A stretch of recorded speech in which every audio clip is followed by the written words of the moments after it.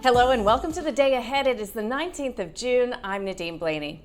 Well, Australian shares are set to open lower, with ASX 200 futures down 51 points or close to 0.6%, following a mixed but ultimately positive session on Wall Street. US stocks finished the week on a strong note, led by a rally in tech shares. The S&P 500 rose 1.1%, the Nasdaq gained 1.9% as semiconductor stocks surged. That's after U.S. President Donald Trump said Intel will partner with Apple to design and manufacture chips domestically. Intel jumped sharply, helping to lift the broader chip sector to fresh record highs. Amongst the top performers, Sandix climbed close to 12%, while Supermicrocomputer advanced by more than 10%, reflecting that renewed enthusiasm for tech stocks. Elsewhere, SpaceX shares extended its post-IPO pullback, falling 3.5%, marking a second consecutive day of losses as investors took profits following the stock's record-breaking debut.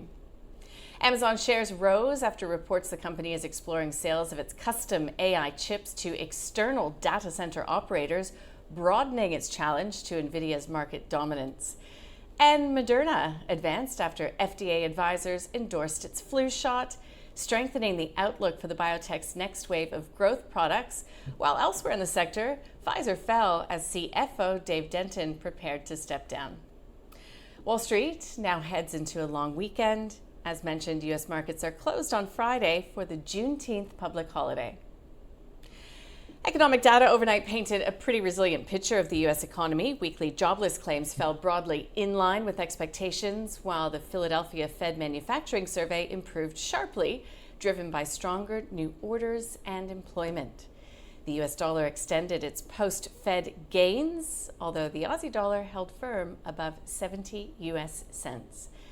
Central banks remained firmly on hold. The Bank of England, the latest to leave rates unchanged at 3.75%, signaling that tighter financial conditions are already helping to cool inflation. And with U.S. markets closed for the Juneteenth, attention now turns to Japanese inflation data and political developments in the UK. U.S. Treasury yields edged lower overnight. The two-year Treasury yield fell 1 basis point, while the 10-year yield declined 3.6 basis points. That's as investors looked past the Fed's hawkish hold. Markets continue to price 40% chance of Fed rate hikes next meeting, little changed from immediately after the FOMC meeting. Well, commodity markets were relatively subdued. Oil prices stabilized after sharp declines earlier in the week, helped by easing geopolitical tensions following that U.S.-Iran Memorandum of Understanding. Gold fell 3.1% overnight, though remains higher over the past week. Industrial metals were mixed. Zinc extended gains, now up 4% for the week. Copper and aluminium weakened. The broader metals complex edged lower as investors balanced improving growth signals against that stronger U.S. dollar. Look, we'll be watching the commodities complex and the big banks today with no major corporate or economic news on the agenda. We hope you have a really good weekend, and we look forward to seeing you next week.